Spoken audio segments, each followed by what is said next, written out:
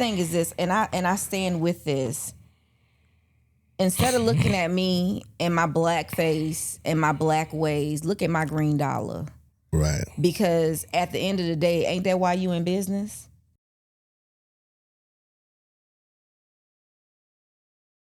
What's happening? What's happening? Usually this is late night with Sharif, but we haven't done that in a long time. I guess our show got canceled. So we're gonna bring you a new show. And I'm gonna introduce a friend of mine who has a lot of perspective, a lot of intelligence, a lot of beauty, and a whole lot of charisma. Hey. Very funny. We're gonna have a good time getting to know her. I want to introduce my audience to the Francis Dreama Show, and this is Francis Dreama. Hey y'all, hey everybody. I am Francis Dreama, and of course, if you know me, you know that I know real estate, I can prove it. And I'm just happy to be here. I've been talking about doing this for a minute, and I'm like, I'm gonna do it. Bless it. I'm just getting here. I gave up. Oh, see, don't do me like that. Don't do me like that. But it's cool though. Yeah. So, of course, I want to talk about some real estate first. Okay. I don't know anything about real estate. Let's do it. Oh, Sit good, over here good. and eat peanuts. Okay, all right. I should have brought me some snacks. You know I like to eat. So I want to first say something that I always say, and I say to quite a few people, and it always warms my heart whenever they see what I said, and it kind of like comes into play. So if you can rent, you can buy. Matter of fact, you ain't even got to rent and you can still buy. So I want to just kind of make sure that people understand that there are houses out there that are actually brand new. Matter of fact, I have a lady that is actually closing really soon, and her interest rate, she got like a 4 point something interest rate. So interest rates are getting better? No. They're not? No. Let me stop. Actually, yes, of course, interest rates are coming down, but they're not coming down that much. Oh, but to me, it's all about who you know in this, and who's doing what. So right now, I actually know of a builder that's actually still working in the threes, meaning if you come to them, they are not only doing new builds, but they are also going to give you a 3.99 interest rate. And that's hundreds of dollars a month for those that don't really know. That's like hundreds of dollars a month off your mortgage.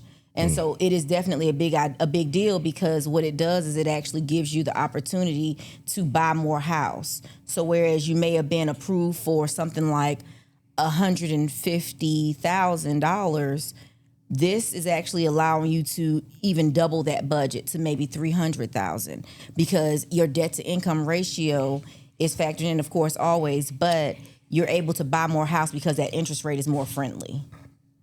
So can you still buy a house for $150,000? What kind of house do you get for $150,000? You can buy a house. You can buy a house for that. A lot of times the houses for that, I've actually seen some that are completely renovated for in that price range. Okay. And so it really just kind of depends on what you want. And I also like to make sure that people understand that your first house does not have to be your dream house. Okay. So when just get into the house. And then you don't even have to worry about calling Nate again. Like if you in a bind, you can actually get yourself out of your binds once you have a house, and once you're actually able to take money from your house if you need to. So to So speak. you don't have to worry about calling Nate again. Right. You know who Nate is, right? Like from Set It Off? Yes. Right. So you don't even have to worry about calling him. Like, you can actually probably delete his number, because you know Francis Dreama now. So we're gonna make sure that you ain't even got to call. I mean, unless you just like to call him. Yeah. But you don't have to call him. Totally up to you, though, of course. No judgment. No judgment. No judgment. But yeah, so if you can rent, you can buy. And even if the answer is no right this second, I like to work with people that don't give up because they were told no. So just because someone told you no does not mean that you can't ever buy. It may mean that you have to wait a few months. It may mean not right this second. It may mean that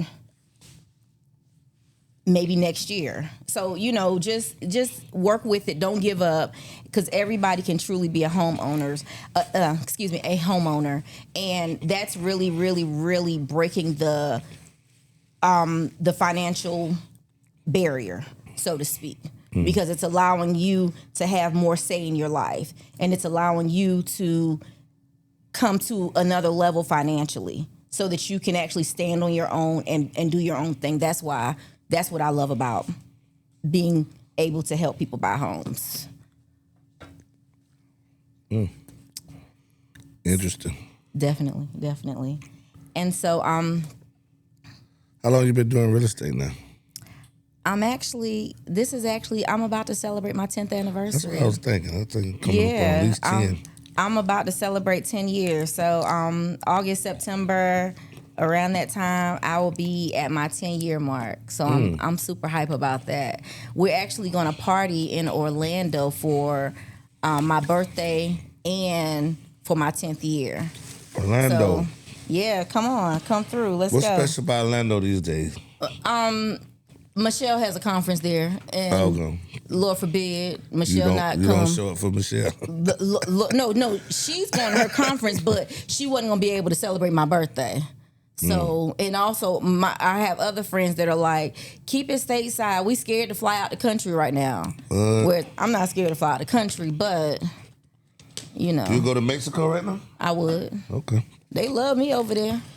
I don't know about the rest of y'all, but I'll be like, hey, y'all, hey. So, yeah, I ain't feel nothing. As a matter of fact, Cancun is one of my favorite places in this world. Oh, since we're on that, what do you think about black people celebrate Cinco de Mayo? We always like to celebrate stuff. We celebrate everything, but don't forget about Juneteenth, baby. No, we seem to forget about that a lot. I think black people don't believe that that's a real holiday. Oh, I celebrate it. I got the little thing hanging up in my house now, waiting for June 1st, so I can hang it on my door. But you cultured though, but yeah. I wonder what the disconnect is. Is the same people that celebrate Cinco de Mayo don't celebrate Juneteenth? Well, is it because it's not as popular? Because a lot of times people follow fads. So and also, who don't like drinking tequila? You know what I'm saying? Eating tacos. I was thinking maybe they don't like the colors or something. I like them. I like. We gotta actually also think about what Juneteenth stands for, because Juneteenth is talking about. Now imagine being a slave in the field. I can't imagine. Well, just follow me. Being a slave in the field, you working so hard. And how long was it? 2 years? I can't even remember right this second. I have to go back and look for it. But you done worked all that time, and them people told your master, the owner of the slaves, that y'all was supposed to be free. But he ain't even tell nobody. And then somebody comes riding up and say, you what free. What y'all niggas doing in the field? You can go. You don't have to do this anymore. Like, hey, what y'all doing out there? What happened? Y'all don't know? You know what I'm saying? Shit, we've been free 2 years. Right. So that's something to celebrate in itself. That's crazy. Yeah, people, if they want something to celebrate in June, Juneteenth is definitely that. So that's what Juneteenth is like. It's the celebration. This the last day, the day slavery actually ended. The day for slavery. Everybody. Like wait a minute. Air quotes. It was supposed to end for everybody, because we know everybody still ain't free. So, but it was supposed to end on that, by that date. Like, that's when they finally made it to, I think it's Galveston, Texas. Galveston, Texas. Mm-hmm. Okay. So I think they have I have a friend that was living there, and I think he said they do it really big for Juneteenth. Okay. So that might be a trip to take one of these years to celebrate Juneteenth. I celebrated too. I was disappointed last year. I couldn't really find nowhere to go. I couldn't either. No events, what I mean? Like for a couple years there, it was like, a really big event at Dutch Square Mall where they had the rides and keynote speakers and all kind of shit. But then last year was just like, all right, we're over it. Yeah, but I mean, like, so that's like whoever. If y'all hear about something with Juneteenth, reach out to us because we want to celebrate with y'all. We want to have a good time. They used to have a rap concert in it, like a rap, like an old school rap thing too. You know, on Fat Rat used to do something on Juneteenth. Yeah, I mean, we definitely need to if y'all know about something, by all means, let us know. Please let us know because I would love to celebrate Juneteenth with whoever's celebrating.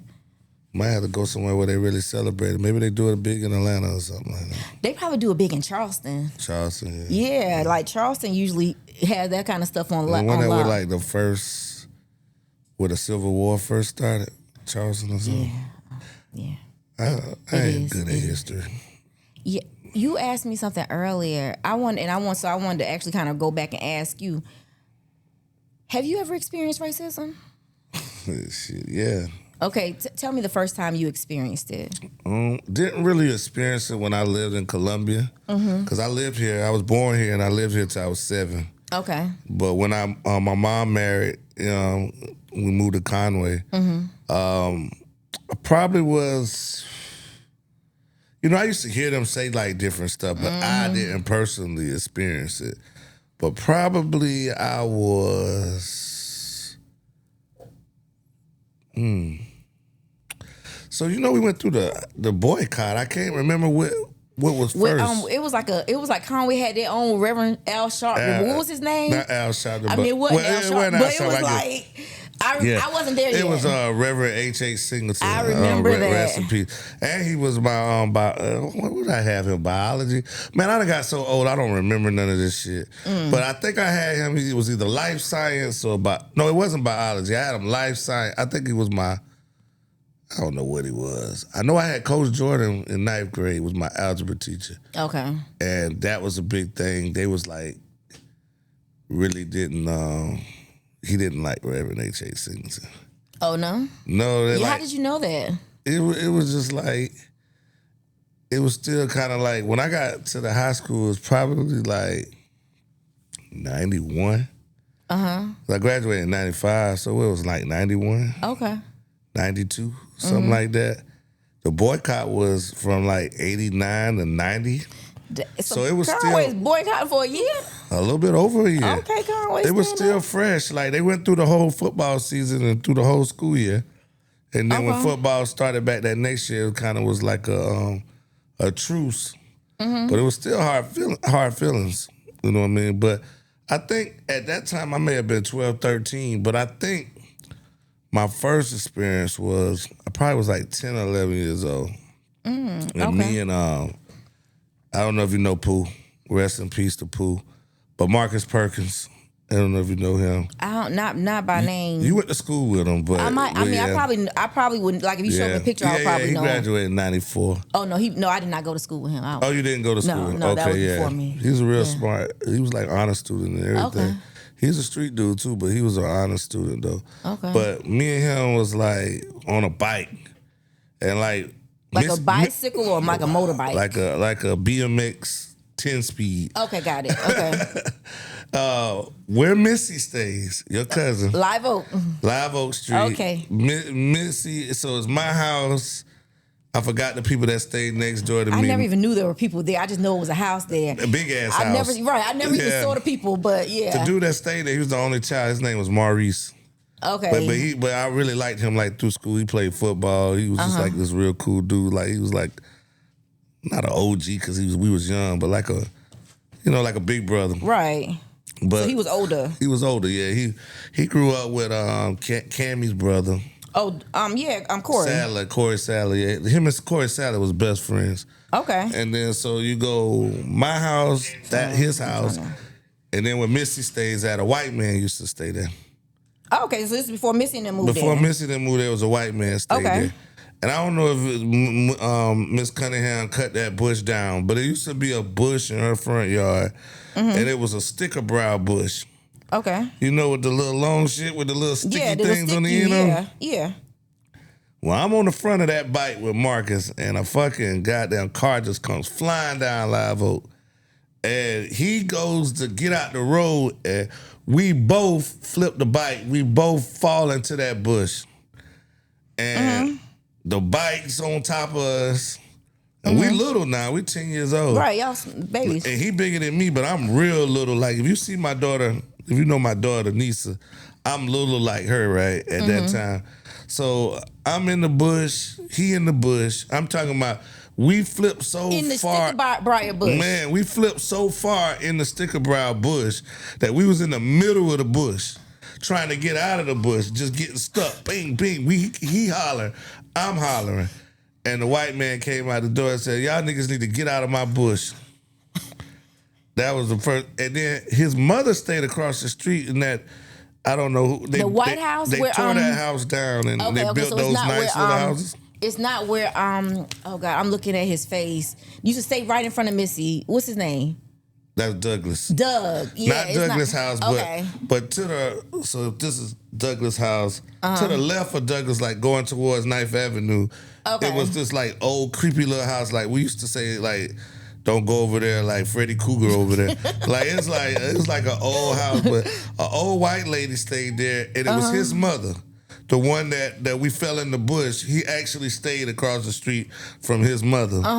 And so, you know what I mean? His mother just never spoke to us. So that could have been the first, because we used to say, hey, and she just wouldn't speak. That could have been the first sign of racism, but not verbally, but her son. Right. So y'all niggas better get out of my bush, and he knows what kind of bush that is. And like we got y'all just stuck choosing up. to be in the bush. And then, yeah, like we chose to just, you know, to beat the land in his bush and play.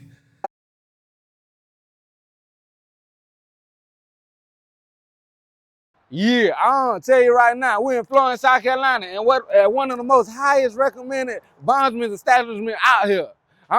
Yeah. If your folks get locked, don't give it a second thought. Call motherfucker out for the law, bail bonding. They gonna get you right out of there. I'm tell you right now. Who's up? That's right. We service in Florence, Conway, Lexington, and Columbia, South Carolina. Also servicing Orangeburg, Saluda, Winsboro, and all your surrounding areas, Georgetown. Y'all come and holler at me. That's 803-351-7785. Solidified. How many spots y'all got? We got 4 storefronts, but we service 10 counties. Damn. Them boys ain't playing no games either, ain't it? Tell me, y'all coming quick, ain't it? Coming quick. Quicker than a mother. For the low, you out of there. Out of there. Tell you right there. And then, so we got out the bush. We were all bleeding and stuck us. I mean, we were bloody. Like the thing had stuck us up pretty good. And we ran. My mama wasn't home, but we ran to Marcus' house or whatever. She'd keep me while my mom be gone. Right. And she was just, you know, rub us down with, you know, rub alcohol and picked a couple of them was still in us and everything like that. It was like real a war. Yeah, it was like bad. It was in our face, neck, all kind of stuff. We fell in it. There's a big bush, and we fell like in the middle of this bush, and so anyway, Marcus' mom got mad when we told her what he said, and she went over there. Okay, because I was about to say, who went to the man's house? You know, my mom didn't find out about everything until she got home, but Marcus' mom went over there and he called her all kind of nigga bitches and all kind of shit, and she finally said, okay, we'll see that when my husband get home. Okay. But by that time, he had to call the police on her. Of course. Yeah, he called the police on her, and the police didn't do anything to her or whatever. And even the police officer was a white guy. And I remember him even telling the guy, like, bro, look at them. Like, they fell in the bush. Why would you tell them to get out of the bush like that? Why would you call them all kind of names and tell them to get out of the bush? He said, they ain't got no business on my property. And he told the police, he's like, sir, they fell out of a bicycle. What they doing that close to my property? We on a road, you know, we running back and forth on bikes and stuff. So that Live Oak Street really was an all-white street. And at the top of the street, black people started buying some of the older houses. Mm-hmm. And you know what I mean? We were able to buy some of the older houses that their white friends left and moved somewhere else, or they were so old they died, and we just started black people started being able to buy houses and stuff and things like that. But you know, I mean, that's my first sign of racism, and then it's been a lot since then. But that was the first though. Okay. Long story, but it was cool. Yeah. Yeah. I think that my first time, I moved to Conway in So yours was Conway too. Conway a little racist town now. Horry County, they don't play with you. Oh yeah, they're a little racist town. They ain't changed. But I moved to and it ain't everybody. I'm not saying it's everybody. Don't inbox me, please. No, I'm gonna give you another. Once you finish, I'm gonna tell you up to date racial experience I felt there. I got an up to date one too. I ain't gonna even tell it. I'll tell it another day, another time. But when I was in Conway, I left King Street, and so I lived in King Street until the end of my first semester of 9th grade. And King Street's a black town. King Street. Well, so King Street was pretty to me. I don't like to say segregated, but kind of so because the black kids went to like Anderson, like during my time, the Anderson elementary, junior high, senior high, and you would be there, and in a class of maybe like 20 people, it may be 2 white kids. So it was just, and so what I learned though is that there are actually, I didn't realize that there were other people in King Street other than black people because I never saw them. So what I realized as I got older and just kind of like living. The white kids mainly went to the Williamsburg Academy, so it was like a private school there in town, and they put their kids there, and they could afford to do that. And I mean, I guess so. Yeah, I guess. I mean, I guess that was important to them. So you can afford what you want to afford. Well, I always found it funny how white people, poor as hell, could afford to send their kids to private school, but the black kids that had more money than them couldn't go to the private schools. Now, why couldn't they go? It's a racial thing. They wasn't charging them the same. Period. Because there are scholarships, there are all kinds of things. They weren't trying. They were finding the if you loopholes find an athlete, they'll they get to go a little more often. Is what I've even seen even more recently. Right. But so moving to Conway, 9th grade. It was, I don't want to say it was a culture shock, but it was very different. You saw white people. Yeah, I saw a lot of them. And for the most part, it was fine. I didn't have a problem with them. They didn't have a problem with me. But I started going to the career center maybe like in 10th grade. And the leader of his group, I don't even remember his name. He was like a blonde, really short. Like I'm 4'11" and a half, okay? But he was short like me. He was probably about 5'2". He was little. He was a little guy. But he was the leader. He was always the loudest. He was always the rudest. And I can see his face, but I can't even picture his name. I need to get my yearbook so I can find his name out. So we at the career center one day, and I'm minding my business, of course, because that's what I do, mind my business. And he says, well, it ain't really nothing wrong with the word. I'll fucking say it when I want. What? So, not talking to me again, minding my business. Right. So, I guess his friends may have told him something to the effect of, well, say it with black people around. And he said nigger. So then I stopped minding my business. And I said, so I just kind of looked over at him because he wasn't necessarily talking to me. So I could have minded my black business, I guess. But he wasn't necessarily talking to me, but they dared him to say it because I was a black person and I was in the room. And I can't even remember if there were other black people in the room or not. But at that moment, it felt like I was the only one. And I looked at him and I said, why would you say that? Like, why would you say that? And he said, I mean, it's not like I called you a nigger, you are, but it's not like I called you one. Dang. Conway. Disappointing. So up until that time, I was a bit, rambunctious, so to speak. I like to cuss and fight and swear, just do a lot. Bad. But at that moment, I felt like, I don't know, I guess I felt helpless. And I didn't tell the teacher. I didn't tell anybody. I don't even remember if I ever even told my aunt and uncle about it. But the way that it made me feel, even though I never felt like I was a nigger, you know what I'm saying? But the way him saying that made me feel, I don't even understand how the word had so much power over. It was like, I don't know, it was just so disrespectful. You know what I'm saying? So the way you say it too. They say it with so much hate. Yeah, it was like, it was venomous. You know what I'm saying? So to me, that was just a lot. Now, go ahead. What? So recent day, what happened? No, I was just sitting over here thinking that may not have been the first time I experienced racism. Because I went to Walkama Elementary, and I probably was in there with only three. I probably was only 3 black kids there.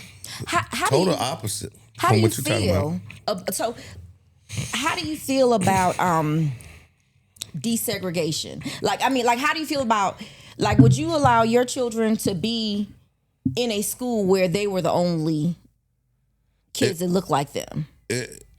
I was pretty light. I've been liked everywhere I go. I think I like to say when I was at Walkama Elementary, I changed. These were kids. So even though their parents were saying nigga and this and nigga that, they didn't know. I don't think they knew the power behind the word. And, we were in classes where I don't even think we were taking history until maybe 5th grade or something. So they probably didn't know, what I mean? But, I used to hang with Justin Ricks, who died. Anytime I tell a story, I was going to be a rest in peace in it. I don't know if I just got that old or if it's just that sad. But Justin Ricks, he passed away. But I used to hang with him and this kid named Mackenzie. And Mackenzie's dad was the sheriff of Conway. Okay. And he coached a coastal softball team, which he had black players. And one of his players came to my mom and was just like, we're trying to transfer out of here. We don't like him. He's racist. And he even said, why we even heard him tell Mackenzie, say, well, go on out there and play with your little nigga friend. You know what I'm saying? He's talking about you? He was talking about me, but when the girl was telling my mom, like I said, we were so young that, even though I knew somewhat my history, because I come from a family that voted and celebrated Black history, and down the line, it wasn't there then at that time, but down the line celebrated Kwanzaa. My parents are real cultured in the community. So my mother and stepfather is, so I really didn't catch it then. Now I caught it when we fell in that bush, but recently, about 2 years ago, I tried to get a football team at Conway Recreational Department because I have a business in Conway, so I tried to get a football team. Right. Not only did they forget about me that I put the application and paid my money, I had to pay the money up. You had to pay the money up front before the season started. Of course. Not only did they forget about me, they spelled my business name wrong. You know what I mean? It was like out for the law. You know what I'm saying? It was just kind of weird shit. Like they was trying to be funny and stuff. Yeah. And I really, you know what I mean? I don't know how many other black businesses was in the league that year, but I don't think it was another one. You know what I mean? So did you do it ultimately? No, we did it, but you know what I mean? When the first game happened, they hadn't even gave me a schedule. So we missed the first game because we didn't even know when the first game was. I had to call them and say, what the hell is going on? Like, I paid my money, you know what I mean? And I approved the jersey that they sent me to proofread the jersey. I approved it. It said out for the low belt bonding.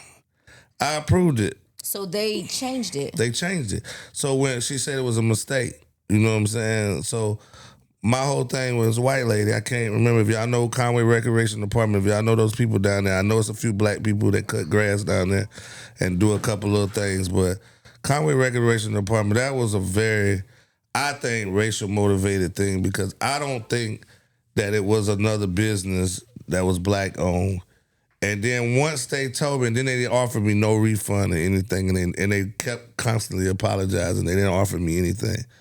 But that's the reason why we don't have a rec team in Conway anymore, is because I pretty much won't work with Conway Recreational Department after that. But they not only spelled the name wrong, not only didn't send me a schedule, it was after the first game, you know what I mean, when they told me, and then we go to the next game and we don't even have the right jerseys or anything. Like, it's not going to do me any good for my name to be spelled wrong. Right. 'Cause what are we doing on the jersey? So, what are we doing? So that was like so it's just a Conway thing, And like so history. My question is, I guess, is anything ever gonna change? No, you had the white man at the restaurant downtown that had a black slave back there working. Yeah, that was a couple years ago. Yeah, a few years ago. And yeah, they just changed the restaurant. They painted. They did some different colors I think in the there. man died. I'm not sure. Somebody got to give me the history on that, but I think the guy died before he could do time or something. Or he's Of course he did. But yeah, it's just like crazy. Like the things that happen. I remember like growing up as a kid in Conway, like we couldn't even go downtown. Like our parents would tell us, don't go downtown. Don't ride them bikes downtown. Don't go Ku Klux Klan downtown. You know what I mean? Like, don't go downtown. God. Yeah, like I didn't never experience a downtown experience until we got like teenagers and we used to go to like Minnesota Fats or whatever that was downtown and shoot pool and eat French fries. That was my first downtown experience. Like, you just didn't go downtown. Like I had never been in the courthouse. And you're not talking about something from the 60s. You talking about the 90s. No, you didn't go downtown. You stayed in the hill. You stayed on the hill. You stayed on 9th Avenue. You stayed in Forest Loop. You know what I mean? Yeah. You didn't anything outside of that, like, you know what I mean, or Levi, or anything on that other side of town, on the other side of 9th Avenue wasn't safe. Like, it was like taking a chance to go to Nas Pharmacy and get a milkshake. They used to be. We used to go. Yeah, they used to have a good banana. We would go after school. We'd get out of school and we would go to Nas and I'd get a grilled cheese. Mm-hmm. Yeah, that was good. And I think I was probably get a hot dog or something as well because their hot dogs was good too. I like the banana milk. No, I used to get a peach milkshake at Nas and then South Conway. In South Conway, the little 3rd Avenue. I know exactly what you're talking about. They had a good banana pudding milkshake. You know what I mean? But yeah. But even back then, like where the laundromat was, even back then, like my mama didn't want me to go back there either, cause you have to like cut through all these roads where all these mean white people was. Like, you know what I'm saying? It was just like Conway was real bad, bro. Conway was real bad, like for racism and like. Yeah, I had to look leave. at the coach of the football team. Had been there 30-something years. Only had one losing season, and the only losing season he had was the year that they boycott because he took because he put the basketball. He had a senior quarterback that was being recruited by everybody, and he put a white quarterback in who was a freshman and replaced him with a white quarterback, and the football players walked off the team. Said it was racist. He didn't want Carlos to succeed. You know, the guy was named Carlos. He didn't want Carlos to, and that's how that whole thing started. Like Jesse Jackson was down there. Like we was marching on the beach. We was marching like we really been in Conway. We really been in a real protest where we at the church just like the '60s where we had to stand up and what was the saying? What was I remember my sister talking about fired up and ready to go. It's just that kind of stuff you never gonna forget. Yeah, like, I've never experienced anything like that. Nah, I mean it was just crazy. Look at in King Street wasn't happening in King Street. Yeah, so. I heard about Martin Luther King march on Selma. Like we actually marched. Now my mama is from Columbia, so we used to come up here and march for Martin Luther King Day. Mm-hmm. But you know what I mean? It wasn't like racially motivated. It was just, we shall overcome. Right. You know what I mean? It's just like some simple stuff. But like when we was marching on the beach and marching in Conway, it was like the Klan was out there. Oh wow. Like, you know what I'm saying? Like it was like white people gathering, talking shit, like, why y'all marching? Get your black ass back on the football team and all that kind of stuff. It was a lot. Like these people were like back in the day, they were calling the organizers of the boycott, they was calling them and hanging up. Same shit. And it wasn't no Star 69 or nothing back then. They like were calling like, "You gonna die, Blackie." You know what I mean? Like they like literally when we was going to the church every night because that's where everybody was safe at. Cherry Hill Baptist Church. We would go to the church and the Reverend would say, I received 4 or 5 death threats today. He was fired. He was a great teacher. He was fired from his job at Conway Middle School. He was fired for his beliefs. You know what I mean? He was fired. So like Conway is like, I'm not trying to say Conway like played a part in the civil rights movement like Selma, but in South Carolina, Conway probably was, had more action. Yeah. With Reverend Singleton had more action than any other, even Columbia, even other city in South Carolina. And you know what I mean? And I'm gonna get off Conway because Conway's not a bad place to live. No, I love Conway. Yeah, I love Conway too. But you know what I mean? It was a lot of racism in Conway. And it still is. And it still is. I've experienced quite a few things, but we do have some positives. We do have some positives. Yeah, we do have some positives. I wanted to kind of, while we hopping on this, I wanted to ask you what you thought about the whole situation with the guy in Florence at Percy. Oh, okay. But I did want to point out one positive though. Conway High School does have a black principal. Conway High School didn't have black principals when I was growing up. They had one black guidance counselor, and it was Miss Gagem. And Miss Gagem hired my mother as a guidance counselor. My mother was, just teaching, and she hired my mother as a guidance counselor. And my mother was the first head of guidance in Conway, South Carolina. Miss Gagem was a guidance counselor. God bless her for all she's done for everybody. But they never would make her, even though she was the oldest, they would never make her the head of guidance. They did make my mother, who's a Muslim, wears a head wrap and everything. They did. It's called hers wouldn't be called Akima. Okay. Yeah. So they did make her the head of guidance. So Conway did change that much and she experienced a lot of racism behind that because a lot of kids don't graduate, and then they say, okay. Even though Conway High was a big 16 school, it had 400 and something students that graduate. So a lot of kids didn't graduate, and they would say, "Oh, she's racist. Oh, she wasn't a Muslim." In the time that Iraq war was going on, where Saddam Hussein, and she even had a kid who his middle name was Hussein, and they would just like attack her like that. So even if they still dealing with racism and everything. But Conway did have a head of guidance, a black head of guidance, and Conway does have a black principal. So Conway, okay, Conway, I see you. Conway has a black mayor. You know what I mean? So who's the mayor? It's the lady. What's her? It's the lady. Start right? with a B.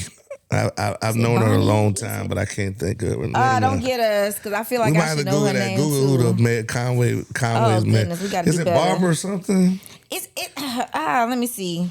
But Conway had a black mayor, so Conway's changing for the better. There's still a lot going on, but I'm not there every day, so I don't know. I do. Barbara Joe, Blaine Bellamy. Barbara Bellamy, yeah. So we do have a black mayor. I'm sure she's doing everything that she can to make it better. Right, and then when I was growing up, we had Ike Long, who was really one of the biggest racist Ku Klux Klan people that you could ever meet. So now we could go on right down the road, 45 minutes away from Conway, where the brother Benji Dollar is experiencing a little racism going on this week. So do you feel like it was racism? I do.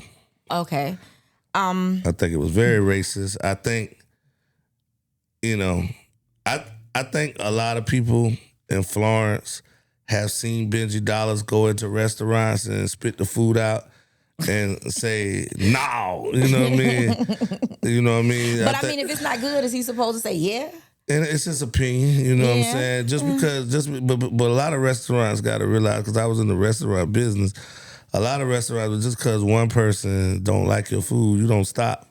You don't close down. It don't mean like that. Right. You don't mean that 100 people. Everybody's gonna hate it now. Yeah, 100 other people don't enjoy it. You know what I mean? Yeah. Like I personally don't like certain places, but that I'm not gonna name. Certain places that'll never get my money. But the parking lot's packed. You know. Right. Some people love it and bless their hearts. Yeah, but I do think it was racially motivated. But I think it's a big thing with him in that town, like where most of the owners of restaurants there are white, and they come together and said, "Hey, do not let this guy in your establishment." They got a picture of him up somewhere. Yeah, he's here to tear you down. You know what I mean? So, yeah. My thing is this, and I stand with this. Instead of looking at me and my black face and my black ways, look at my green dollar. Right. Because at the end of the day, ain't that why you in business? Yeah. You in business because you want to make some money. You wouldn't be doing this for free. Mm-hmm. So my money, you don't know who I know, or you don't even know how long my money is. Right. So to mistreat me on camera, see, I had an issue with it when I watched it, but my biggest issue was when that man said he was assaulted. Yeah. Because I don't care where you go in this United States. You can go back hundreds of years and see where people that look like me have been lied on and killed for less. So and he's for you about to that say, age, right? Right. That's probably what he used to doing. So my question is, how many other people has he done like that? Or grew up like that? Right. Yeah. And I mean, and why is that ever okay? No. Like we can say, oh, he should have been dressed different. For one, Percy and Willie's ain't even got no tablecloths. So baby, don't tell me how to dress. No, we can start there. Okay, because I've done 5-star dining. I eats good, let me tell you. Okay, so it don't even and this is just my humble opinion. Of course, let me say that nobody's telling me to say this, but and somebody also said to me, they asked if I thought that the other people should have left. Now I ain't gonna hold you, but I ain't gonna stop eating my food either. Now, but what I will say is that Percy and Willie's ain't got to worry about getting $1 from me. Like I wasn't necessarily planning to go tomorrow anyway. However, if I were to ever plan to go, I would not go now because you obviously don't appreciate me, and it may not be safe for me or my sons to be in that restaurant because if you lie on mine, nobody and we not recording. Then it's just our word against yours. And then, we don't know how that's going to end up. Right. So in my opinion, we can say what we want. We can dissect it however we want. But what I will say is this right here, and I will stand with it, is you don't have to kill 20 black men to make me know that you will do something to a black man. Right. I don't have to see you do it to 20 of them. If I see you do it to one, I can stand on my feet flat foot and say, oh yeah, my money is obviously not welcome there. So I don't know how they're going to come back from this because Florence is a very black town. Mm-hmm. So I don't know if the other, I don't know if this is a race thing now or if it's just a bad customer service. But any way you spin it, even if he was not black, that he still lied on a customer. Right, he lied. And I wouldn't go there because I would be a customer and you might lie on me. And I might be having a bad day and I might be talking too loud or smacking my lips or doing something that he don't like or saying yeah like old boy said, and then what he gonna say that I did something, and then it's just my word against his. So in my opinion, I don't even know that it's safe to go to a restaurant where the owner will lie on you on camera in front of everybody. In front of everybody. Yeah, so that's just my opinion, of course. I'm Francis Dreama. Yeah. But what's the we got somebody from Florence here. What's the what is the demographics or how you say it? Demographics of Flow Time? Yeah, what is it? 50-50? I know it's a big black population, but it's probably a little more than 50-50 these days. But it's a black time. It's a black time. It's a black time. The money moves through black, but at the same time, you know where the old money is. Right. You can quickly tell where the old money is. Riding through Florence, you'll see the people, but the old money is hidden in a cul-de-sac. So when you pull up there, you're like, oh my God. I don't know how. Right. I didn't even know you was here. Exactly. Right. Okay. That type of thing. But that side of town, that side of that neck of the woods, they've been doing this for a long time. And some people we're growing now. We are awakened. Yeah. We've become accustomed to the mistreatment. Uh-huh. We're no longer actually accepting the mistreatment. Right. Our kids are not accepting it. Because this is not the same group from back in the day. They go to trip. Their kids are not accepted. And that's right. And my thing is, I don't necessarily want you to stand up for me because I look like you or I don't look like you. I want you to stand up for what's right. At the end of any day, the day got to end. Bigotry is wrong, no matter what color you come in. Right. Bigotry. It's wrong. And we as a people, we have to learn to say, you know what? Because let me be real here. I don't care if you green, black, or yellow, but if I'm sick, I need a doctor and I need somebody to treat me right. If I have a problem with the law, I need a lawyer. And I don't care what color you are. I just need you to treat me right. So that's what I think it needs to grow past the whole thing of if you look like this, blah, blah, blah, blah, blah. No, it ain't about that. It's about if I know what I need to do, if I do what's right, you know what I'm saying? Like integrity should mean so much more than the color of one's skin. That's just my opinion though. Which is why I added some things just are lined up. I think preordained and destined to happen. Just the way people look. Right. You know what I'm saying? Right. So, I mean, I was shocked like everybody else, but I don't look at it as a bad thing now because it makes people aware. Right. And like I said, the only way to change a problem is to see the problem. Exactly. Acknowledge it. Exactly. And I would much rather know who don't want my money. Tell me you don't want my money. You ain't got to tell me twice, Love Muffin. I don't ever have to come to your establishment. Me or the. This might be the change in day because, like, you know. And that's where it hits. When you take your money, because we can argue, we can yell, we can fuss, we can fight, but when I take my money, it changes everything up. It changes the whole thing. So that's the boycott that I'm interested in. I ain't been back to Target. Please understand me. I haven't either. Oh yeah, and let me tell you. I love Target. Let me tell you something. I did too because I felt like Target ain't have no pajamas and bonnets, and I ain't gonna hold you, but they and Target, the people in Target look like they took baths. And you know, I'm not saying other places don't, but y'all know they don't. Y'all know what them people be looking like. And they wasn't stealing no shit and. God bless you. But yeah, so but yeah, so I mean, you know, I miss Target. I do miss Target because I would go in there and I'd be like, I'm only gonna buy one thing. An hour later, cart full, going up to the register. But you know what? They ain't in danger of getting another $1 from me because you don't have to tell me twice. Can they ever come back? Not from me. No, not from me. No. Can't come back from it. No, I'm good on Target. And if I have to eat those words one day, like whenever other people say stuff like, "Oh, I went to Target," and I'm like, "I know you didn't. Did you forget? Were we supposed to be standing together?" You know, but you can't forget when people tell you. If somebody look you in your face and tell you they don't want you, believe them. All these companies racist though. Yeah, they are. But that was just the one that got chosen. Show it. Yeah, they don't have to show it. Right. You better hide it. You better make me think you like me. So okay. So this, and also, this is what I wanted to ask a question, and I'm the only lady in here. Y'all can't see everybody else. Come to Bella's Mini Mart. Good. They good. I have to get some before I leave. Get some of these Cajun peanuts with sausage, beef sausage in it, and onions, and. So they cook like meat. Yeah, you cook them like a meal. Okay. But they get that flavor in them. Oh, okay, got it. Come and get some peanuts, y'all. Yeah, please do. Now I got a question. Mm-hmm. I was having this discussion with some friends of mine, and you know, it was a bunch of ladies, and the question pretty much is, when is it okay? When should somebody be allowed to cheat in peace?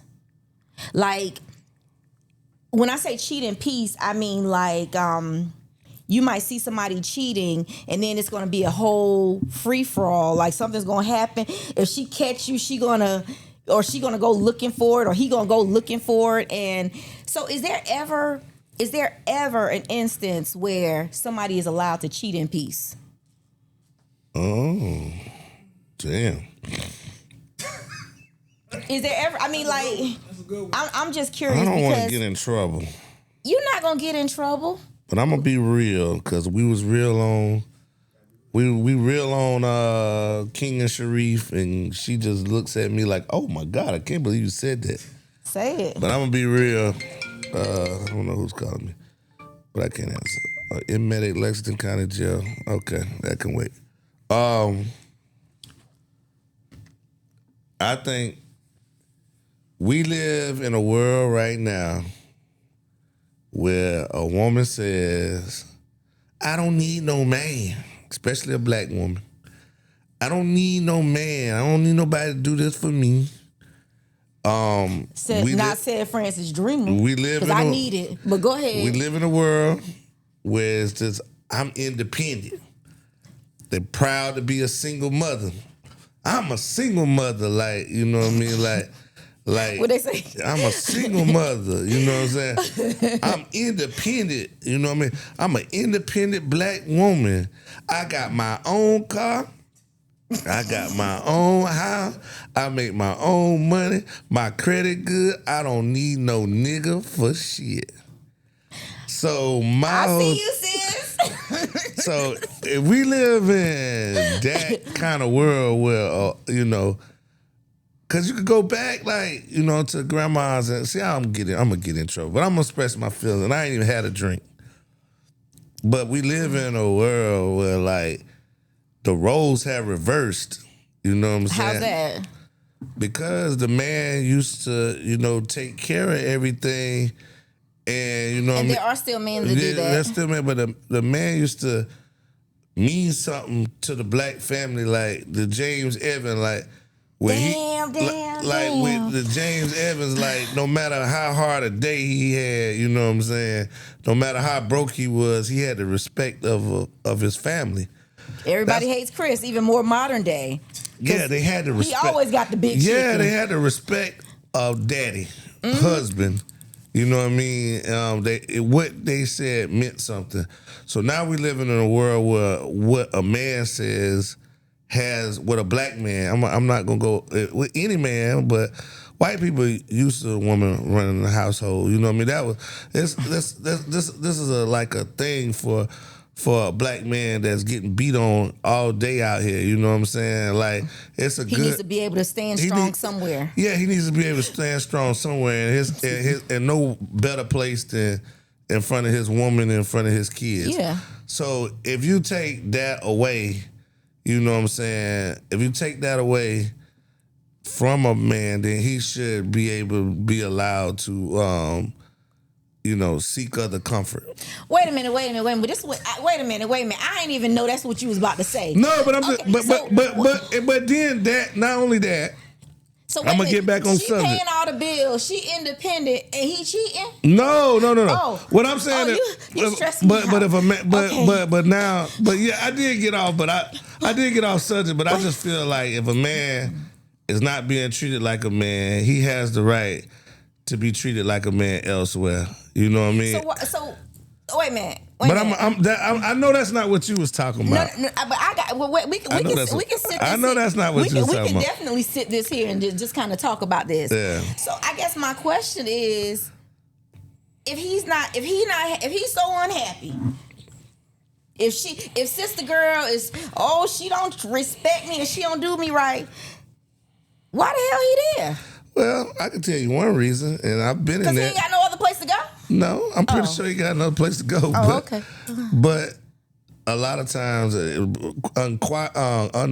you say, contrary to popular belief, a black man would rather be in a family structure than be on his own. So why he out there acting like he's single then? No, I didn't say he was acting like he's single. I thought he may seek love elsewhere.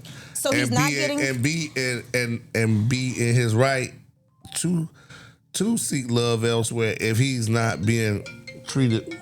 Your phone ring more than mine. That's looks like if he's not being treated with, you know, the properly, you know what I mean? If he's with a woman that doesn't respect him, don't want to give him head, you know what I'm saying? So no head is a deal breaker. I mean, no, it's not a deal breaker for me to keep my family together, but it may be somebody may come along and want to give me some head, and I may take it. You know what I mean? Because I'm not experiencing that at home. It doesn't mean I want to leave home. It just means I want some head.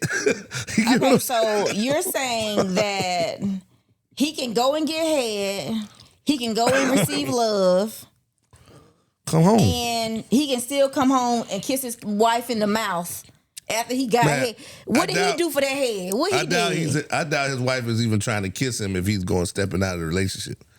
But what He if she probably is? with a wife that's just sitting on the couch, like walking the door, probably don't even speak to him. Oh, she don't like him then. She don't- So I guess that's No, another. some people go through stages where you just don't like the. If you've been married or you've been with somebody long enough, you probably go through a stage where, When I'm done. and like I ain't really feeling that person right now. When I'm done, because the thing about the thing about love, I feel, is that it comes and it goes. Like, you might love your kids, but sometimes you like, it's like kind of like you like it to go with like, but you might love your kids, but you really might not always like them. Like, you might look at their rooms, or you might look at their cars that you done bought, or you might look at, you understand what I'm saying? You be like, you know what, this is some ungrateful, you know what I'm saying? But you still love them. I've been there too. Yeah, but so I guess my concern, or my question is, so if he's not, you're saying that if he's not getting fulfilled sexually, A meal, a meal, not hot dogs. No. Oh, okay. Not noodles. No light. A cooked meal. What if she can't cook? I ain't never been with a woman that can't cook, but you know what I mean. I ain't never been a woman that can't cook. So basically, treat me like you treated me when we got in it. Yeah. Yeah. What made me go down the aisle, or even if you ain't going down the aisle, just say what made us shack up. What made me want to shack up with you, or what made me want to marry you, should stay that way. And but what if you ain't doing what you supposed to do? What if you do? What if the stuff you doing is piss off worthy, and you just made all of her vaginal secretions dry up because you an ain't shit ass motherfucker? Then she has the right to step out. Ooh, so she got permission to. I feel like Okay. I feel like you can. So if a woman got a work boyfriend, it's something that he ain't doing at home. You know, I ain't tripping on it. You know what I'm saying? You feel like women have a right to step out as well? Because most men be like, "Oh no, your womb." When you say stepping out, I'm not saying like in a whole nother relationship. I'm saying like if you go to Jamaica and you get one of them massages, and you fuck a nigga, you know what I mean, because you on vacation. So she can get vacation dick? Yeah, I mean, shit. I don't want her to. I mean, but if I'm not, if my woman go out of town and I'm not, I'm not her fantasy anymore, and somebody comes along to fulfill her fantasy, you know what I mean? If it happened, it happened. What I don't know won't hurt me. What if you find out? I'm not stupid enough to believe. But then y'all will be ugly face crying. No, I won't be. But I'm not stupid enough to believe that it ain't happening. I'm not stupid enough to believe that the days I roll over, my wife said, "You gonna give me some?" And I say, "I'm tired." I'm not fool enough to know that when she go to work, she got. But I would tell my man, "Why the fuck is you in this bed then if you ain't doing that? Because this bed ain't for sleeping." No, I'm just saying. We don't sleep in here. This ain't no sleeping bed. But you're not the norm though. A lot of niggas that's married got a schedule. A schedule? Like every day? No, like, hey, we gonna do it Friday. Like he has to make it like an appointment, like when you like call an the appointment, doctor? yeah, like an appointment. Huh. A lot of men do. I talk to men every day. Like they go. Some men have lost interest in, and then the older you get, some men have lost interest in. Is it the woman, or is it the fact that a lot of these men got ED and they trying to lie like they don't? What's ED? Erectile dysfunction. Oh, okay. And all they need to do is take their behinds to the doctor, and they got something to help them, or they can tell them what's wrong so they can correct it. Or you can just get a honey pack. I mean, 2 for $10 at Bella's Meat no, Market. don't. That's bad advice, Wally. They need to go to the doctor, because if it ain't working properly, when you get up in the morning, it won't do what it's supposed to do, what it was made to do. First of all, because why is you here? Yeah. You just here laying around resting? It's time to sleep. It ain't even sleep time no more. You don't want, like, you can keep messing with the same person for years and years. You don't get tired of messing with that person every day? I don't. I mean, Lord have mercy. Yeah, I don't. But So, but when you have those moments, when you have those pockets, when you have those pockets that where you're going through a period where it's not every day, it's not every other day, you know what I mean? When is it? When you have those things, if you have a strong relationship, you have respect, and the other stuff is still going on, you don't step out. You just say, we just having a little, So we just like everybody don't have sex every day. You didn't know that? Everybody don't have sex every day. What they be doing? I don't know. Jacking off or something. I don't know. So why they jacking off if they I got a don't partner? know. Maybe you just don't want to mess with that person every day. You don't want to. Why you with them? I don't know. You just don't want to mess Can with. somebody please tell me? Because Wally don't know. I never had a girlfriend I want to mess with every day though. Like, and I never had nobody that didn't want to mess with me all the time. Oh Lord, well, I mean, not all. I'm talking about every day. So I've been in. I know some people that have sex 2-3 times a day. Like they got it. My very first marriage, my husband, R.I.P. DJ Really Real. I love him. What's up, Real? Forever. We'll forever love him. Literally, we probably used to have sex like 3 times a day. That's crazy. Yeah, and so but I was younger. I was in my 30s. You know what I'm saying? And I don't roll over in the morning wanting a nut. I'm just different. You don't? No. Oh. I roll over in the morning. I write a rap. Oh. I get on social. You so productive. I know. I'm not that kind of. I'm just not that kind of person. But like them kind of niggas that do that kind of shit. They go to prison. They'll fuck a man. Like they. I don't think he never went to prison. But I mean, like when I say you gotta stick your shit in a hole or something. But I mean, like, but it wasn't just him. It was me too. So that means I guess I would have a girlfriend in prison. Hey, girl. So you know what I mean. But I mean, like my life isn't like that now. Of course, it's definitely not like that now. But what I will say is that in my relationship, if I don't get tired of having sex with the same person every day. I mean, I don't. Not if it's. But wait a minute. What kind of sex is it now? Because for one, I don't even want nobody that I'm not going to enjoy the sex with. We can like kind of unpack that. I don't want somebody that we're not sexually compatible. Like some guys will say things, talk about the things that they don't do, and I've actually told somebody, "Oh, we're probably not sexually compatible if you got a list of things you don't do." Because over here, everything gets done. Yeah. So you know what I'm saying. But you know what I'm saying. Like I'm an adult. I'm a grown woman. I'm careful. I don't do certain things. But what I will say is that I don't expect somebody to come to me and say, I don't do this and I don't do this and I don't do that. Like what? That's true. When you start, what? You ain't never do that? Ain't nobody ever require you to do nothing but just sit there? Like eat. Like I still know niggas that's 50 years old ain't never ate coochie. Oh goodness. So what they be doing? I don't know. All you do is eat your mama macaroni? I mean, like what else you do? I like eating, so it ain't me. I mean, because what? I ain't talking about me, but I just know. So I guess my question is, how did he get past first base with her? How did they make it into a relationship and he don't do nothing? Mm-hmm. And then... Mm-hmm. Huh. Well, this what Jesus, the man you left down here for us. No, I'm just playing. I don't know. But okay, so in my opinion, as far as when somebody gets a free pass, or when you don't bother them for cheating. Yeah, I think, and just to add on to that, I think if you pay all the bills, you get a free pass. At least once or twice a year. Oh. That's funny. I got a friend. If you pay all the bills, who lives down in he lives in Georgia now, and he told me something about twice a year. He was like, he pretty much was like, he feels like he should be able to cheat twice a year. Twice a year. And we probably read the same book. Well, I agree with it. Huh.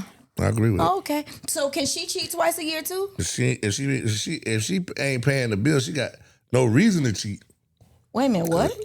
So you think that your money is equivalent to...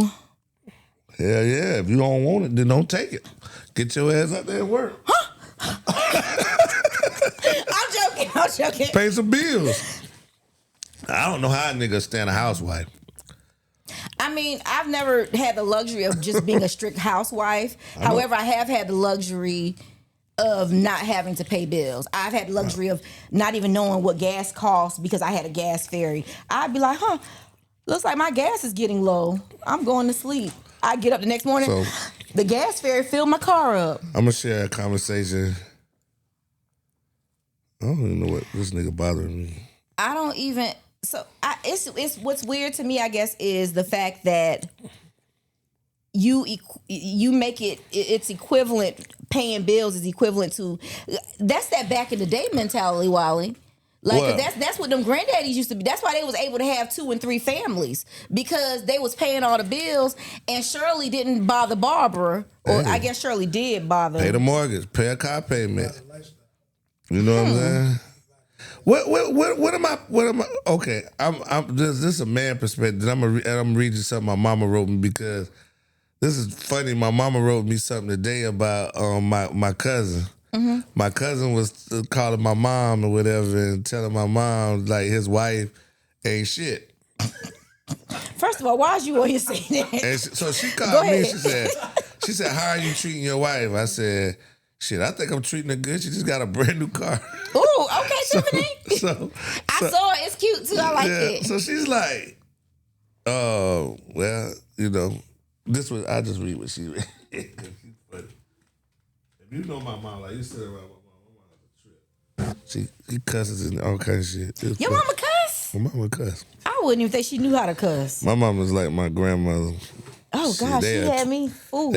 Muslims can curse. There's nothing to get and say nothing in the book that you can't say fuck you or something like that. But she ain't never say nothing like that. But she's like, damn, you know, stuff like that. Sorry ass nigga, something like that. Yeah. You know?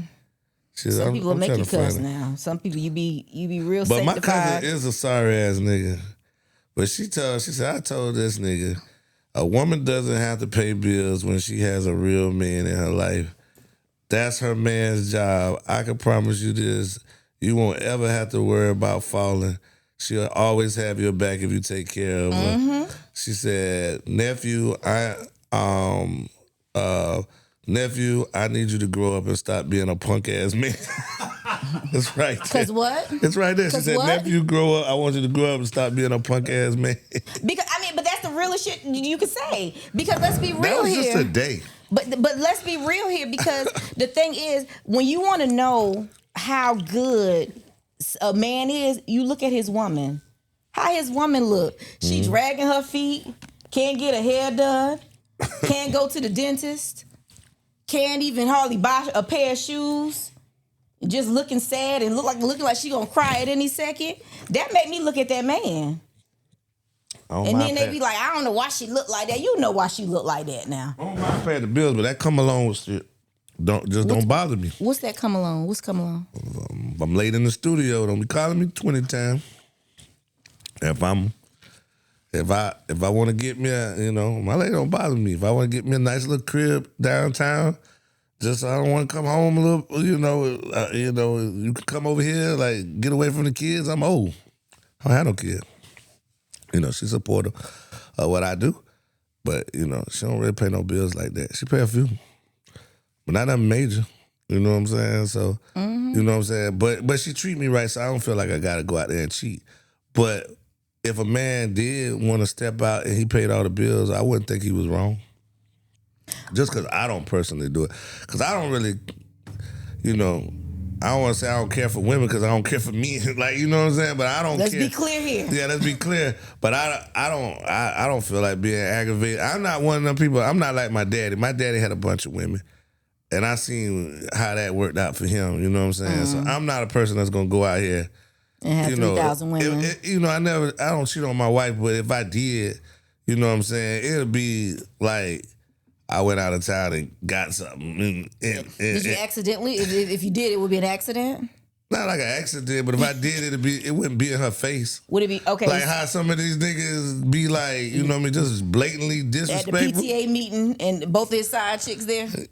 Like what you said. I never forget what you said. What I say? And I don't mean to bring it back up. Go ahead. But the funeral thing. Oh. Yeah. Like, my wife ain't got to worry about Let that me tell shit. you. Let me tell you. So he was when I tell y'all. So the one, did we talk about this on the last podcast? How the girl was falling in the casket? The girl was falling in the casket. I was rubbing her back. I thought she was that was her cousin. And then somebody said her name, and it was like a really ugly name. Like, I'm talking about the kind of ugly that sits with your soul, so you'll never forget it. Rakushika. Like something ugly like that. Respucia. Like Rakushika. Not even Respucia. Respucia cute compared to her name. And I was like, now the reason that I remembered her is because this is the woman that my husband had been asking to shoot. Now I had a G cup. Okay, let's be clear here. Okay, I had enough titties for everybody, the whole world. Okay, I could feed the whole world. He texting her, send me pictures of your boobs. And I said, she sent pictures, and I said to her, why are you sending my husband pictures of your breast? And she said to me, because he asked me to. Got it. And she wasn't lying, because he liked to look at mine. You know what I'm saying? Like, that lady wasn't lying, but I apologize for calling her, because I've never been the kind of woman to be like, you said that you've been talking to my man. Girl, I ain't arguing with you about no man. You know how many niggas do you know how many men are out here? Do you know how many great men are out here? I'm not arguing with you about no man. So, you know, my whole thing was, it was a respect thing. You understand what I'm saying? So for her to come and lay over his casket and fall in, screaming and crying, making a whole scene. And then it wasn't even me that she had to worry about, because I'm demure. I'm a lady. I don't even yell. I don't even raise my voice too often. But my cousins and them would have put her in that casket if they knew who she was and shut it. So it's like, you know what I'm saying? Like, my people, the people that love me, that girl could have got hurt. Yeah. You know, you better be more careful. Yeah. So, you know, I mean, but like disrespectful. And I mean, even at the funeral, people talk about how at the funeral, the women were screaming out, crying. And I can remember going to the store back down the way where he used to live after the funeral and everything. He died, this was like in May, because the baby's born in May. I was going to the hospital because my cousin had her baby, and he died in August, the August before. And we went to this store, and I'm not gonna say who it is, because, you know, I'm still respectful, you know, but I could say it, but, you know, I ain't gonna say it. I'm saying it because I'm respectful, not because of I ain't gonna say it because I'm respectful, but not for any other reason. Anyway, so I'm in the store minding my business. Minding my business. And my friend and I were there, and I said, look at these little dollar baskets. Aren't they cute? So we walking around, you know, just walking around. We getting my cousin some flowers for the baby. You know, we getting a vase and everything. Just, you know, kind of getting stuff, you know, you take the people at the hospital. So this lady gonna tell her friend that work at the same store, don't let them buy none of that stuff. And so I got the basket. I got one of the baskets because I was gonna actually make something quick for my cousin with the little basket, because it was actually a cute basket, even though it was 4 quarters. But I was gonna get it, and you know, so the girl gonna tell me I couldn't buy anything. I couldn't buy it. And I normally don't get loud in people's establishments because, you know, I'm a lady. But that kind of pissed me off a little bit. Because I said, you gonna mess around and lose your little job trying to bother me when you can't spend a zero out of my account. Okay. And so, you know, I did get loud, and I did say, you know, I probably called her a bum, and I probably said some other some unkind things. But it just kind of pissed me off, because it's like, you bothering me, you beefing with me, but he can't do nothing for none of us now. Bless his heart, bless his soul, you know what I'm saying? And it don't matter how much, I mean, I lay with this man every night. So, of course, I love him. I will forever love him. I will never stop loving this man. But he can't do anything for any of us. Why is you trying to argue with me? Like, why are we beefing? Like, I don't have no beef with you, look, Miss Lady. Like, this is the same lady, though, that told somebody that my children weren't his children, so don't give me anything. give everything that was made from his party to her. Well, for one, let's be clear here. I had life insurance, baby. I ain't need no party money. We can start there. Because, baby, I didn't need no GoFundMe or anything, and I paid for the funeral. I paid for every dirt, every grain of sand. So, you know what I'm saying? Like, let's be clear. I wasn't doing it for the money, the clout, or anything. I was doing it because I was his wife. Right. Y'all all knew him before me, and he still chose to marry me. Chose to, I was still his choice. Y'all were all options, but I was still his choice. So it's like, I have an issue with stuff like that. Whenever women get disrespectful, or when men even, because I've seen men get disrespectful, and that's weird to me because they didn't choose you. So why are you disrespecting them? Disrespect yourself. Go look at the mirror and scream because you letting yourself get played. Don't play yourself, people. Right. But that's neither here nor there, I guess, now, all these years later. Right. So, and let me answer my own question. In my opinion, if I ever let someone cheat in peace, it's because I no longer want them. So I've had situations where it really did appear that something may have been happening. And I've been cheated on. Like, I've been cheated on more than once. And probably sometimes I don't care to know about, child, bye. But so let me cut you right there. So if you're doing all you could do, you're having sex every day, why would a man cheat? Because some men are just greedy. So, but And you would just agree that the sex is not gonna hold a person. Oh no, just like kids ain't gonna hold a person. Yeah. Like, I know people right now that'll have a baby to keep a man. Girl, bye. Yeah, that man wants some peace. That man don't want no extra baby. But that's neither here nor there. And not my uterus, so it ain't really my business. It ain't your business. Yeah, but what I will say is that it's not necessarily about that. It's and we can step on over to Meg, the whole situation with Meg. And I love Thomas? Meg the Stallion. With Clay Thomas? Yes. One of her what I'm saying, I hate to bring it up, but her previous relationship was with a dude from South Carolina. Oh, really? Yeah, and I'm cool with the grandma, his son. Okay. His son, the guy that talked to Meg. Like, we're not as tight as cool to talk like we used to, but you know what I mean? But I don't think Meg doing nothing wrong. You know what I'm saying? Like, shit. If you a cheating motherfucker, that's who you are. No, she pimping but I was talking about, like, with the different men and stuff. She pimping the industry just like them niggas do. This is my thing right here, and I hope she's not. The thing is, when you get your heart broken, it ain't no telling how you gonna react. People like to say, "Oh, I would do this. I would do." Oh, I couldn't. Shut the hell up. I don't think she's a woman that's in it for the long haul. I think she was. I don't think. But even if she wasn't, he still cheated on her, and that's still hurtful, regardless of how many zeros in your account. It hurts when somebody misleads you or plays in your face. That hurts. But she got to stop dating rappers. If she looking for love, she got to stop dating rappers and ball players. But he was acting like he was gonna be her knight in shining armor. Man, he light skinned. Yeah, he an actor.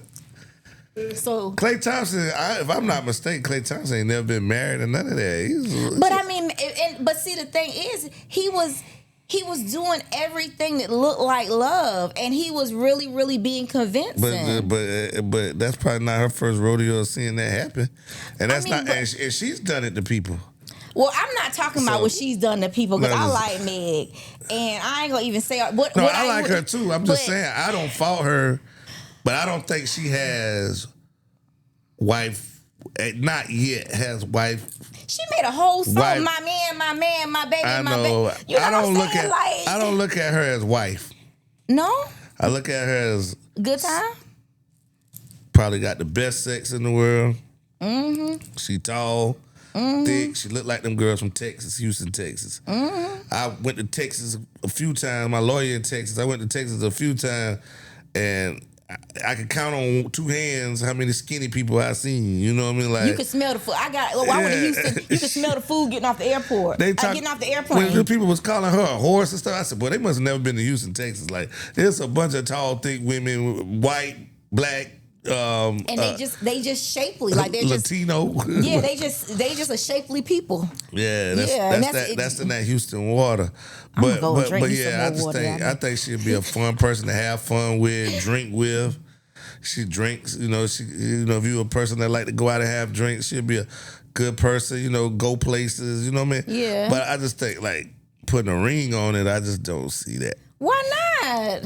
You ain't saying nothing, no, Wally. You ain't saying nothing because my thing is, I'm a good time. Yeah, but I'm just saying, it's just some person, people you look at it and just say, I don't think I would marry the person. You know what I mean? Like it's just certain like they movement and how they do things, and I listen to her music, the things she say. You know what I mean? And you know what I mean? How I know it's just music. It don't gotta be true. It could be a cap, but you know what I'm saying? I just see how she move in public and I know she getting better, you know what I'm saying? But I just see her as a down ass chick that you could always. But see, that's where the damn cheating be one coming of them in. lifetime girlfriends. But see, that's where the cheating come in because you get these women, you fall in love with them, and you don't marry them. You marry the other woman, and then you be unhappy and cheating. But can I tell you this? I think Meg got a little bit of karma because you know what I mean. I'm not in her business like that, but I know she was with Tory, and then not don't Tory. bring that motherfucker. No, up. I'm not talking about the shoot in the foot. The dude that I'm talking about that I know, from down here. I know his, I know his ex people. Mm-hmm. You know what I'm saying? The girl, he had a baby, but I know her people. They good people. You know what I'm saying? Mm-hmm. And but him personally, you know what I'm saying? It just seemed like, damn, that was quick. Like I thought they was together. Next thing you know, she popping out with Clay. So I was so you're saying that that's a quick breakup now. I mean, the thing is, you be leaving relationships before everybody know it. Yeah, or it could have been. Because baby, if you ain't happy, why you still there? Why you sitting? She might have been declining in happiness and met Clay and just like, okay, bro, it's over. And then when you ain't married, you ain't got to wait a year.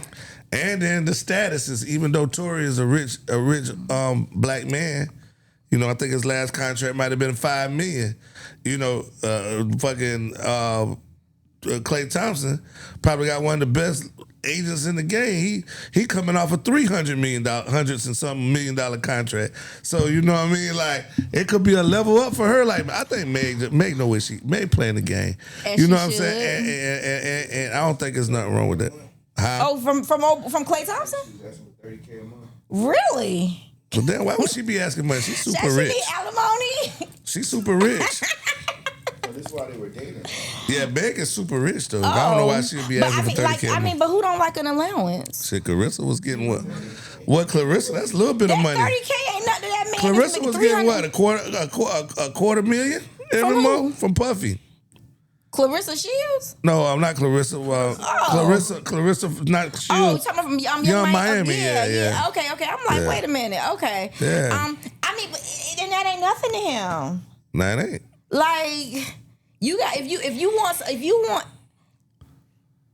It's hard. Let me tell you what my mama told me one time. My mama said they all cheat.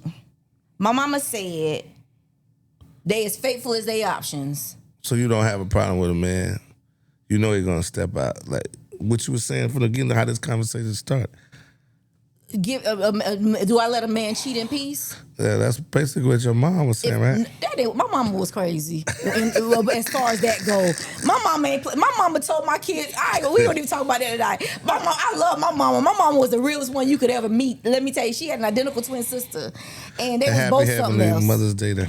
Yes. Her death anniversary was May 2nd. Oh wow. And so I was a mess. But anyway, but my mama told me they as faithful as they options. They all cheat. That's what my mama told me. And what I've learned is they don't all cheat. However, some of them you wouldn't mind them cheating because you don't want them either.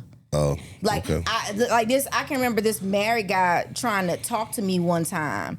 And I was in the process of, not being with my husband.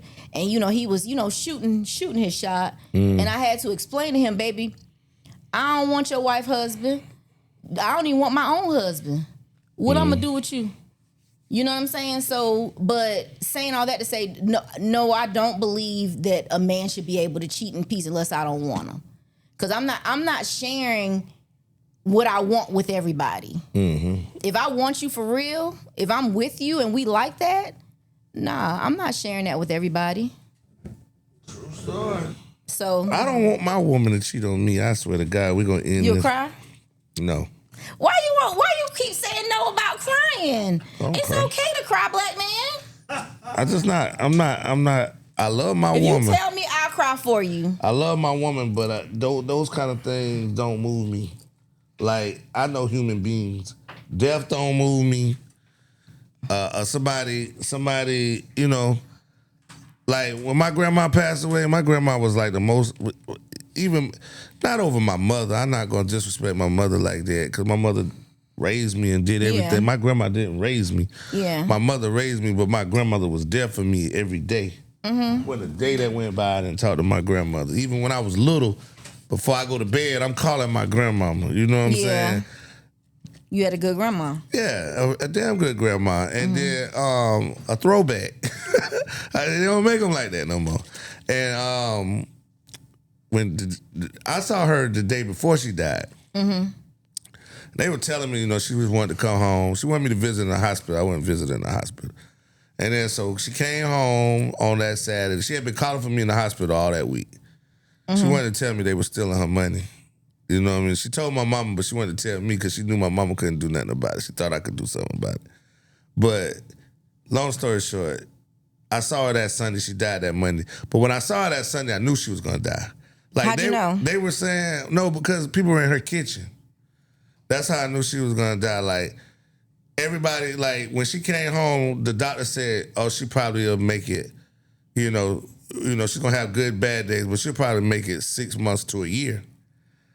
So that was on a Friday when she walking out of the hospital. 6 months to a year, she just diagnosed as stage 4 dementia. The last ride of dementia, right?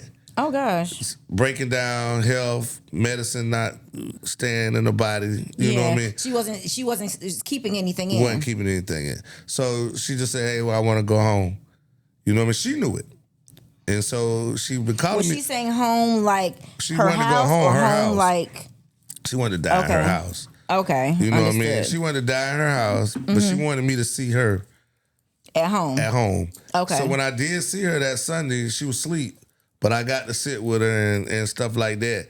But I knew that she wasn't going to make it long because all the people were in her house. I know she wouldn't. That was gonna kill her because she wouldn't like that. So when she was waking up hearing all them people in her house and people fumbling them pots and pans in her kitchen, you know what I mean? The kitchen, when that was her sanctuary. Right. You know what I mean? Church in that kitchen. She dedicated her whole life to church in that kitchen. So when she couldn't go to church no more, she started declining. And when she couldn't be in that kitchen, I knew that would kill her.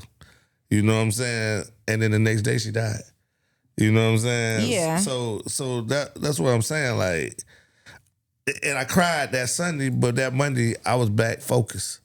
I had got this building to be close to her. That's the reason why I needed a bonding company, and it's ideal to be closer to the jail. Right. The closer to the jail, the better more money you make. But I got this building because I wanted to be closer to my grandmother. Oh, I got this building at the end of August. She died the middle of October. So I wasn't even here a month and a half. Right. This whole thing was empty. It didn't have that couch there, it didn't have nothing. It was just me. I didn't even have a desk. I had that little desk right there. That's why I keep that little desk. That was my first desk. I had that desk was over there and a chair, and that was it, and a copy machine. That was it. That's all I had. And when I left my job, I didn't have nothing. You know what I mean? I'm banking on this, but I wanted to be by my grandmother, and she didn't go but a month and a half. I cried about it that Sunday. Went crazy. But Monday when she died, I didn't cry. You know what I mean? It was back. It was back. Have you cried again since? Back to the bit. Oh yeah, you know you cry on the hard days, the birthdays, her birthdays, the Christmas. I never missed a Christmas with her.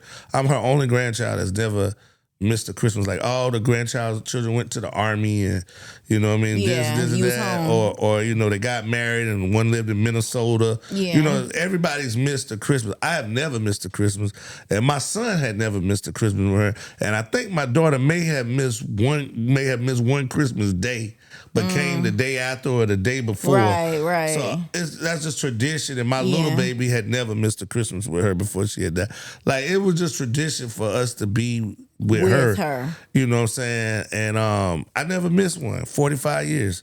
I never missed a Christmas with her or anything like that. But you're gonna have the hard days like the Christmases, the birthday, and the Mother's Day. Right. You know, Mother's Day probably a tough day. You know what I'm saying? Yeah. There probably be a few tears, but boo-hoo crying and can't get up and move. You know how some people lose somebody and they just fall apart. They just fall apart. They can't do anything. Like they're dead. You know what I'm saying? But I've never had that luxury. Even when I buried my husband, that I slept with every single night. Right. I didn't have the luxury of falling apart. Right. Like even when I buried my father 10 months after my husband, the luxury of falling apart was not an option for me. Right. My mother, my aunt, you know what I'm saying?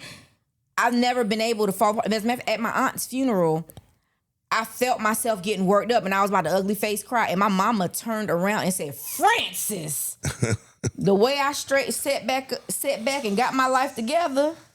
Because like I was, you know what I'm saying? Like, you know, like you start thinking, they be singing them songs and you know, I was about to ugly face cry. You know that one it was about to go down. Gone. Right. You know. It's gone home. And you just go, you take off.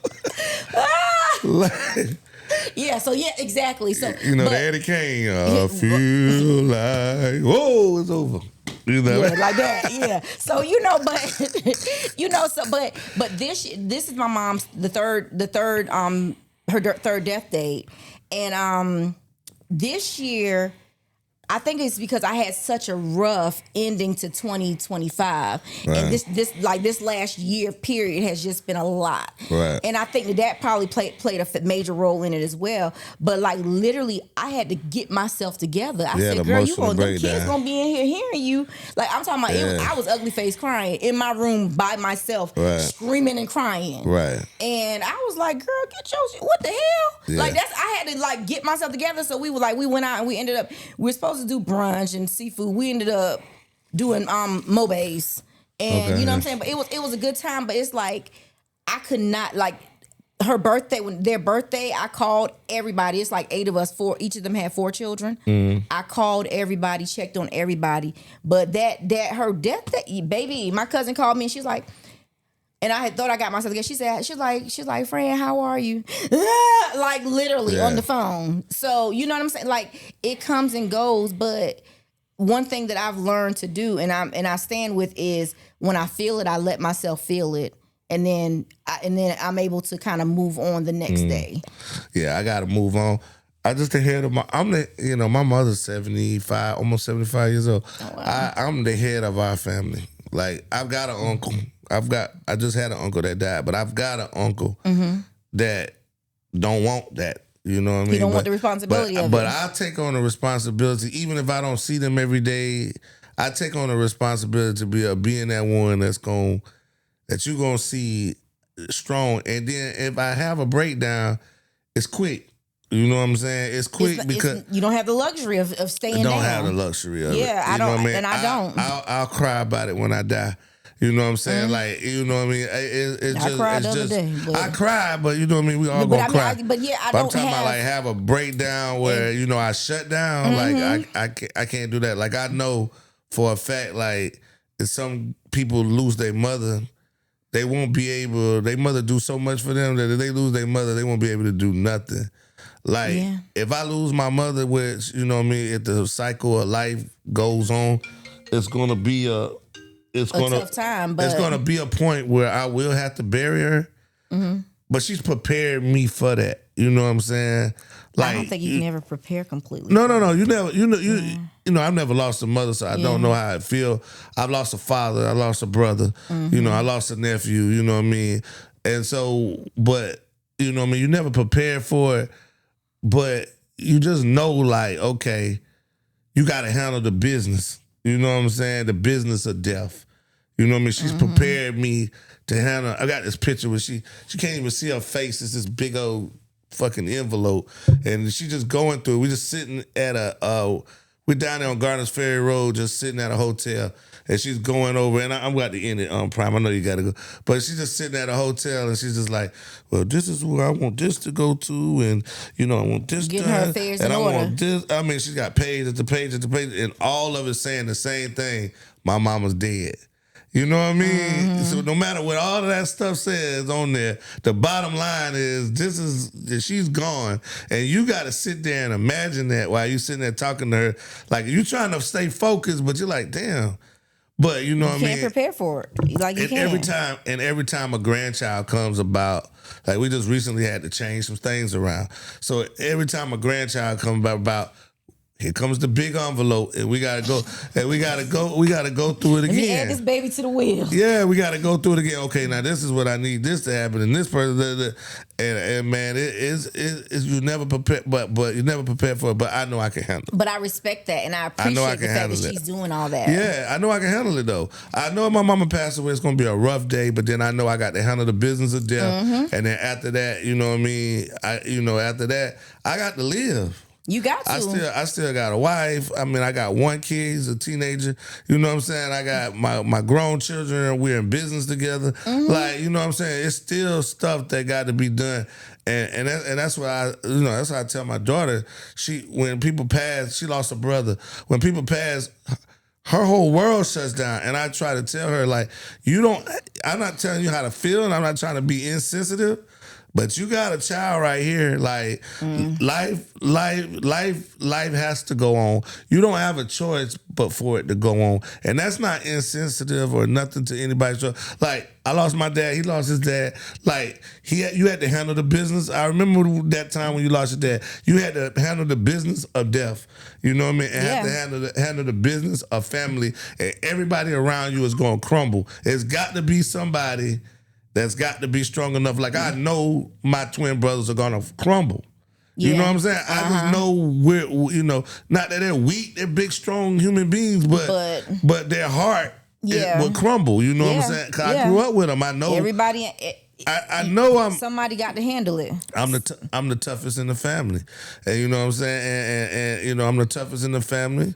My grandma's last only has a couple of siblings left. You know what I mean? I know that I can carry the family name on and do what I got to do, and I can't do that if I'm in mourning every day, drinking. I drink, but drinking and smoking my life away and doing hard drugs and you know what I mean.